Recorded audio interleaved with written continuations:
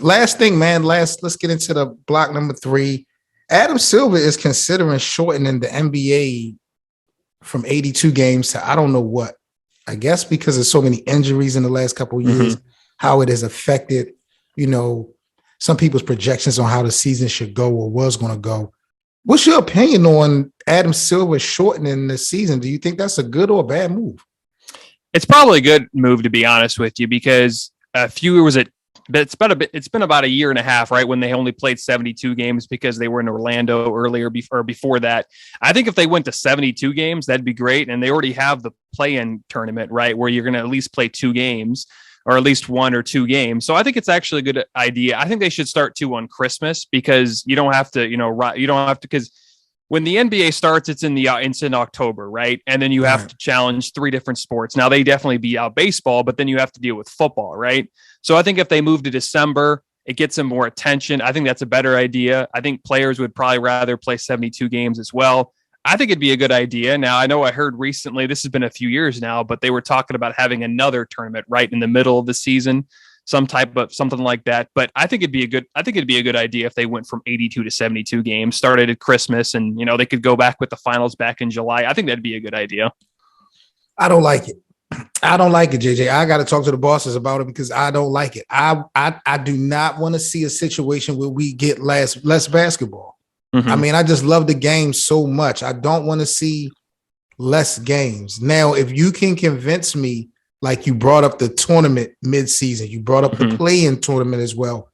If you can convince me that they're going to implement some things that's going to mean more at the end of the year, then I wouldn't mind sacrificing some, regular season games. But if you want to cut the shit down, man, cut off some of them damn preseason games. Like, I just love the NBA even in the regular season. But if they do decide to take it down because of the injuries and, people pay good money to see some of these stars and superstars come out, and if they're not able to play, I get it. But if they're going to do that, you can't just take games away. I need something else to make it more exciting, so we're going to see how that play out. You mentioned Nikola Jokic winning his second MVP, back-to-back MVP. A lot of people felt like Joel got robbed. Do you think that Adam Silver and the NBA should change the format of the MVP voting to include the postseason and push it back? Or are you good with it, being a regular season award? I think it should still stay as a regular season award because, the postseason MVP is basically the finals MVP. Maybe they should add another award to where, they have some type of just another award for the postseason, right? So for guys that like said Embiid, but I mean, I think I like the way it is now. They should maybe change it up a little bit, but you shouldn't add the postseason because, I think the postseason should be separate from the regular season. And I think it should probably just stay the way it is. Maybe they should change the voting a little bit, but I think it should just stay the way it is because it is a regular season award at the end of the day. So I'm going to play devil's advocate and tell you this is the reason why I feel like they should consider including postseason play. When you look at the last 4 to 6 MVP winners, most valuable players of the league, not just the team, the most valuable players of the league for those seasons, all of those guys came up so short in the playoffs, early in the playoffs. Like when Giannis won his MVPs, they didn't win no rings. Giannis, we were talking about Giannis as a chokeout. Like he wasn't one of those guys. When he was winning the MVP in the regular season, Milwaukee came up short in the playoffs, right? Nikola Jokic. Now, I know they didn't have Murray this year, Jamal Murray, but he won MVPs last 2 years. Nikola, to me, I mean, he looked good in 2020 in the bubble, but the last 2 seasons, Nikola in Denver didn't make any real threat in the playoffs last year or this year. So that's the last 4 seasons MVPs, 2 for Giannis, 2 Nikola. I think James Harden and Russell Westbrook won it years before those 2 guys. Yeah, back-to-back years. Yeah, what did James Harden do that season? What did Russell Westbrook do in the playoffs that season? It just seems to me like we're giving this award premeditated, giving this award in the regular season. And then when the playoffs come, these guys don't look valuable at all because they're not doing nothing with their team. So I would like to see them push it back a little bit, because to be honest, if they did push it back, even though Philly didn't go further, to me, Joel played better in the postseason when it mattered than Nikola Jokic, and I would have definitely gave Joel the MVP this season because of that alone. That's true. Yeah, Embiid did play a lot better than Jokic did, but you also have to remember too that, Embiid, he does have James Harden, but James Harden didn't perform well. But if you look at Jokic's side of things, he didn't have Jamal Murray, he didn't have Michael Porter Jr. He was kind of all by himself a lot of times. True. But that's true. But look at Luka. Look at Luka. Yeah, exactly. That's my thing. I'm like, if Nikola Jokic is doing something that no one has ever done before or no one is doing, then I'll give him props on it. Mm-hmm. But the same thing that he is doing, I've seen LeBron do it. We watching Luka carry these teams. I just like, if you're going to give him back-to-back MVPs, what's the real value in it when he can't get the team anywhere close to the promised land? So that's the only problem I have with that MVP format. So I don't know. They probably will keep it the same way, but I do got a problem with it. I'm not going to lie. I don't like it because, like I said, the last 4 to 6 MVP winners came up short each season in the playoffs. Yeah, it's true. Yeah. You know what I'm saying? Yeah. I mean, I think Curry's the last time I think Curry's the last one to win a regular season MVP and actually win a championship. Isn't that correct? I think in 2015. Yep. Yeah. Yep. Mm-hmm. And you don't have to win a championship, in order to satisfy my expectation of being a regular season MVP. But at least if you're the MVP of the league, you got to be at least threatened to take your team to the conference finals. You know what I'm saying? That season, like, bugs me out. But good discussion, man. Last thing I want to speak on real quick with you, just to get your thoughts, JJ.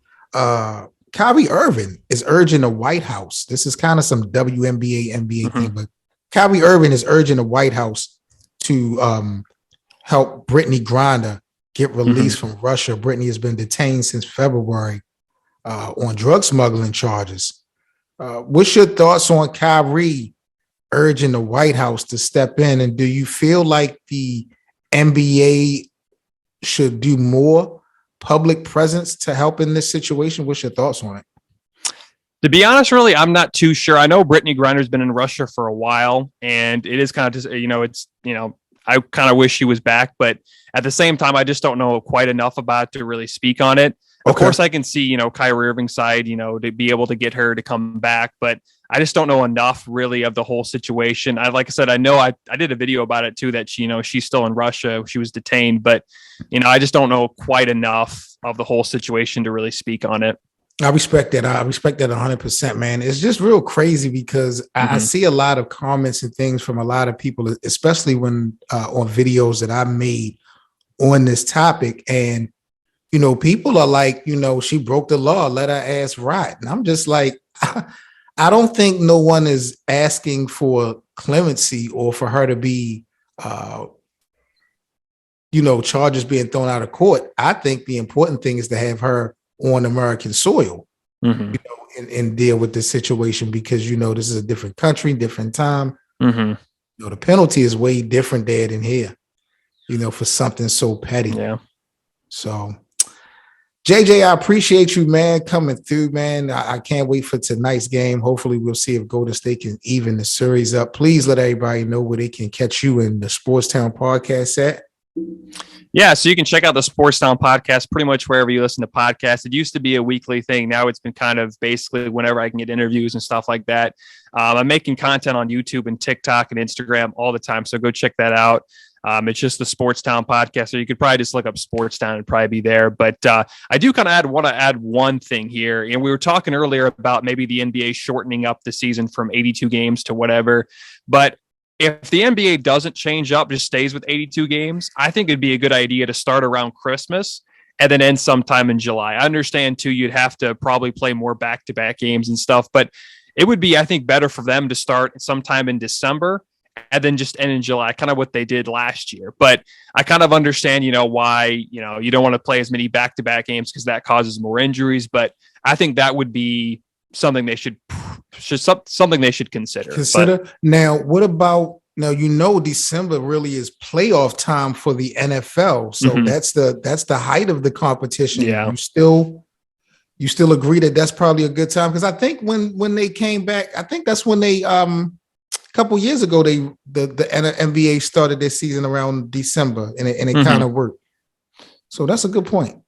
Yeah, I think it'd be a good idea too. And now again, you have to kind of wonder about the back-to-back, and you'd have to, more injuries. The one thing you're trying to prevent, but right. I just think it'd be a good consideration. And there's most of the time by December, there's a lot of football teams or a lot of NFL teams that are completely out, like the Jets, for example. Right. But I think it's something they should consider. But we'll see what happens, because I would not be surprised if the NBA made some changes here pretty soon.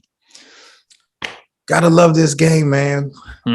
Unbelievable. All right, guys, we are out of here. Episode 136 of the Best of 7 is in the books. Enjoy game 2 tonight. Make sure y'all check out the SportsTown Podcast everywhere on social media. JJ, my brother, once again, I appreciate you coming through.